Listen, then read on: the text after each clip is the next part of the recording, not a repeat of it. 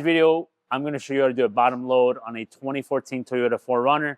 These are the 5th generations. They go from 2010 to 2024. So I'll show you the tools that you need, and I'll show you the step-by-step process. So let's get right into it. So we're going to take the door panel of this 2014 4Runner.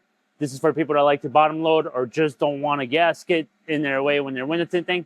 So I'm going to just show you how we go ahead and take these door panels off. So you're going to want to be using a pick tool. There's going to be a cover here right behind the door handle. It's just a Phillips screw. Go ahead and get that out. You want to get this little plastic cover as well, which you see just has 2 plastic tabs holding onto it. When you pull back on those, just make sure you pull straight back towards you. There's another screw here that's hidden behind a small door, which you can remove that door using your pick tool. And then there's going to be one more here, and make sure you get that one out as well.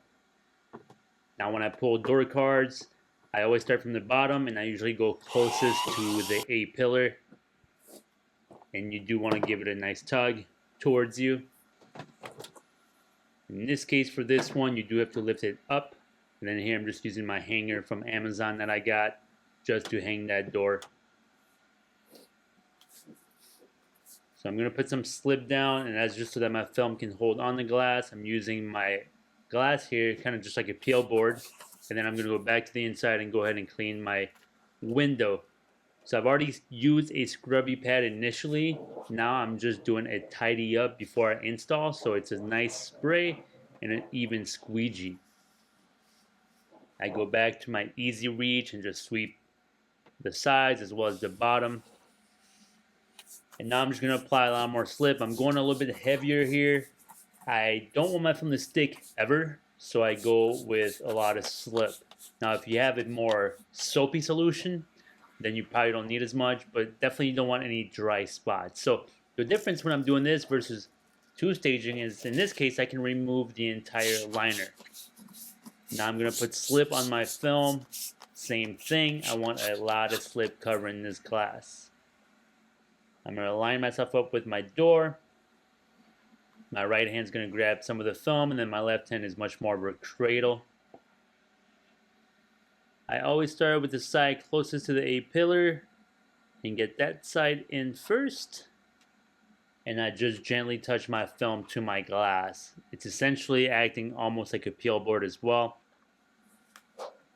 Now it's just tucking my film in place. And it comes back to having that good slip solution on your glass, because you can essentially just slide your film down. Now you just go ahead and line it up. Find the alignment that you like. I usually go about 1/16 of an inch gap from the top of where my film ends and the top of the glass. So find the right alignment and make sure that it aligns the same across the entire top of the glass, right? We don't want the area closer to the A pillar having more gap than further towards the B pillar. I'm now going with my Blue Max and locking it in place. I'm trying to extract as much water as possible and getting that adhesive to really grab onto the glass.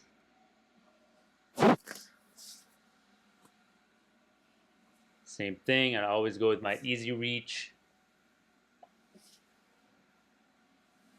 I like to clean my glass on the outside. This is a good time that if there are contaminants, if I can see them now, I may have to do this window again, but at least I'm going to see it right now and not keep going down the process of installing this glass if I already know it would be considered basically a failure to me. The rest of squeegeeing is just going straight down. I don't have a gasket in this case, so it's very easy to extract the water out.